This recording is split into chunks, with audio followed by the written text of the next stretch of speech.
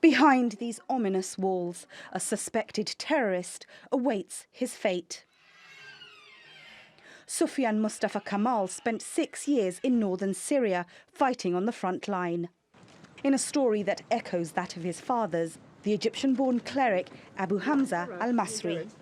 War is either I get killed or he kills me. Does it affect your conscience? No.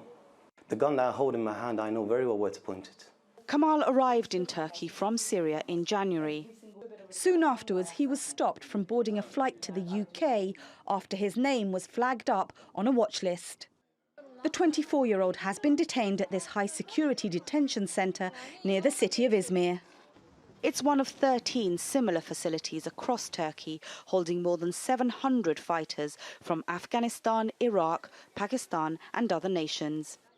Many of them are not allowed to re-enter their home countries, leaving Turkey to bear the costs of their upkeep. Kamal has no idea when or if he'll be allowed back into the UK. In 2017, the British government revoked his citizenship, suspecting him of belonging to a terrorist organisation.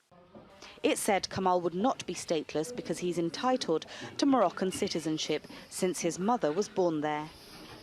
But he told us he'd never been to the North African country or held a Moroccan passport. We asked the British Home Office on what basis it had revoked Kamal's citizenship, but officials told us they don't comment on individual cases. Kamal will be appealing the decision, but that could take years. And in the meantime, he'll have to remain here in Turkey. Abu Hamza used to preach in North London's Finsbury Park Mosque. He was extradited to the US in 2012 and 3 years later was convicted of supporting terrorism and sentenced to life imprisonment. Kamal says his decision to go to Syria had no bearing on the choices his father made. I'm proud of him fighting against the Soviet Union in Afghanistan. I'm proud of him fighting against the Russians in Bosnia. But that's his path. That's the path he's chosen. I've chosen to go as well the same path, but he had no influence in it. He's my father at the end of the day. He's the person that looked after me and brought me up. He says he fought alongside a moderate rebel group, but TRT World cannot verify this. He stands by his decision to fight. If the British government ever thinks that I will ever apologise or I regret going to Syria, they're mistaken. They're completely mistaken. If there is one fighter, one foreign fighter in the whole entire Syrian revolution that does not feel any remorse and any regret whatsoever for going to Syria, it's me.